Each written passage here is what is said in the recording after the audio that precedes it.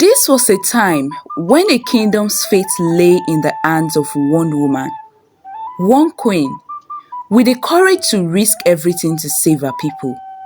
Once upon a time in the land of the Yoruba people, there was a kingdom known far and wide for its wealth, wisdom, and culture. This was the kingdom of Ile-Ife, a place blessed by the gods themselves. But even the gods' favor was not enough to shield them for what was coming. Dark times were near. Mysterious warriors, invaders with terrifying masks, descended upon the land like a storm, bringing terror to the peaceful people of Ife. In the midst of this terror, one woman rose with a plan, a daring and dangerous one, a queen of the Yoruba people, who knew that something had to be done, and she could no longer watch her people suffer. This is the story of Moremi Ajasoro, the legendary queen who stood between the Yoruba people and total destruction. These invaders, known as the forest people, struck like lightning, vanishing before the dawn. They wore masks that made them seem like spirits, unkillable, untouchable. Who could stand against spirits? The people of Ife trembled in fear. The king of Ife and his warriors had no answers. Every battle was lost before it even began. Each raid was worse than the last.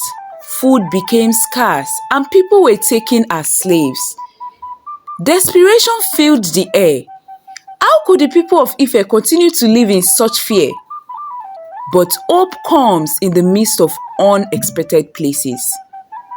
Moremi Ajasoro was not just any woman. She was a queen, wise and brave beyond compare. And while everyone else was paralyzed by fear, she made a decision that would change the fate of the entire kingdom. Moremi went to the king and made a bold promise. If we continue to live in fear, we will be destroyed. I will go to the land of the invaders. I will find their secrets, even if it means risking my life. She offered herself as a sacrifice, knowing that she might never return.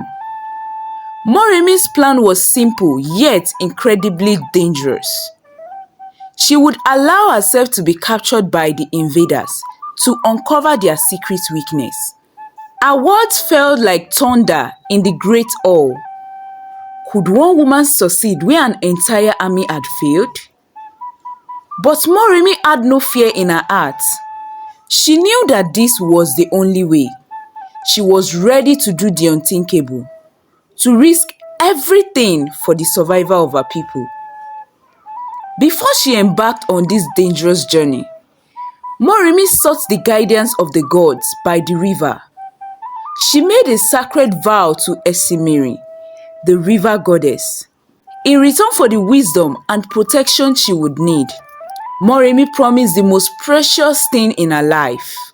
With her vow made, she set out on a journey that would be remembered for centuries to come.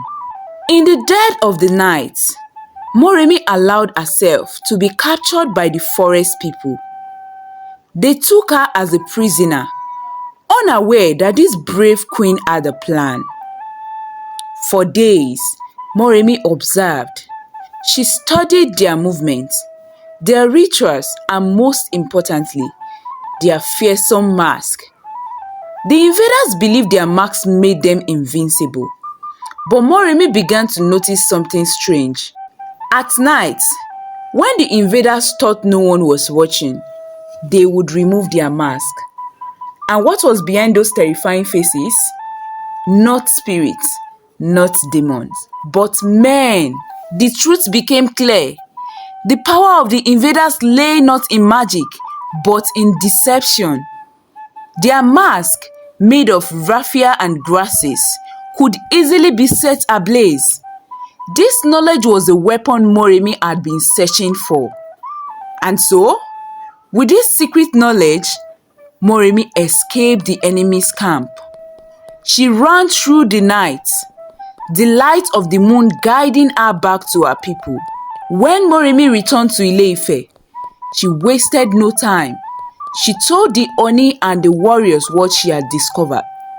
The Yoruba people now had a chance to fight back.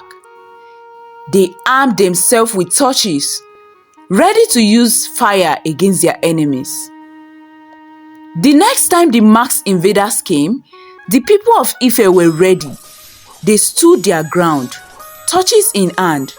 As the invaders charged, their terrifying masks hiding their faces, Moremi gave the signal. The warriors set fire to the invaders' mask.